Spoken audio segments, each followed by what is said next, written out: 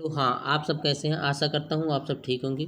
आइए देखिए, जो कि आज तीसरी क्लास है, हम आपको पढ़ाएंगे। आज है टॉपिक है रेगुलेटिंग एक्ट। रेगुलेटिंग एक्ट 1773 में आया। बंगाल का गवर्नर जनरल तीनों प्रेसिडेंसियों का एक गवर्नर जनरल बना दिया जाएगा। उसके बाद दूसरी बात है, प्रथम गवर्नर जनरल वारेन हेस्टिंग थे। और तीसरी बात है, कलकत्ता में एक सुप्रीम कोर्ट की स्थापना की जाएगी।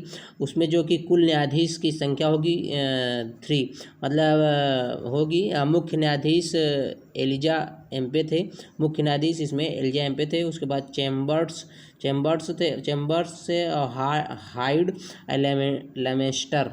हाइड और लेमेस्टर थे। तो ईस्ट इंडिया कंपनी उपहार लेने से प्रतिबंध लगा दी। ईस्ट इंडिया कंपनी के जो थे उपहार प्रतिबंधित हो गया। ईस्ट इंडिया उपहार लेने पर प्रतिबंध लगाया।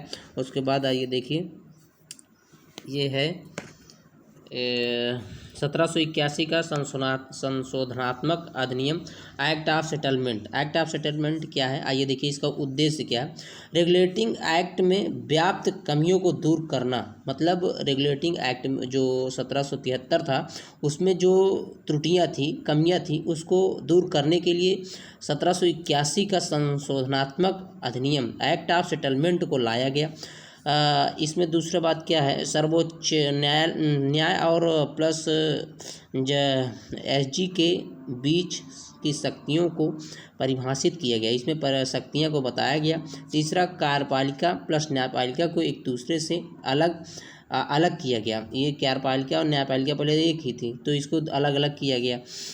उसके बाद 1784 का पिट्स अधिनियम आया। तो इसमें क्या है, यह अधिनियम प्रधानमंत्री विलियम पिट्स ने प्रस्तुत किया। छठा क्या है, मतलब 6 सदस्यों वाला बॉर्डर ऑफ कंट्रोल की नियुक्ति की गई। उसके बाद बीओसी प्रशासनिक, विधायी, राजनीतिक, बीओसी व्यावसायिक कार्य हुआ। उसके बाद देख सकते हैं आप।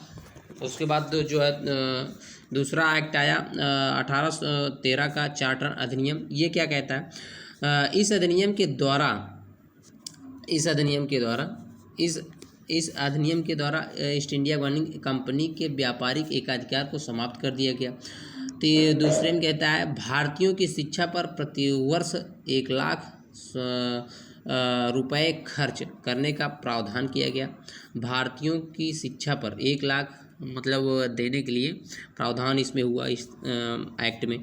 ये ICI। ठीक है, धन्यवाद।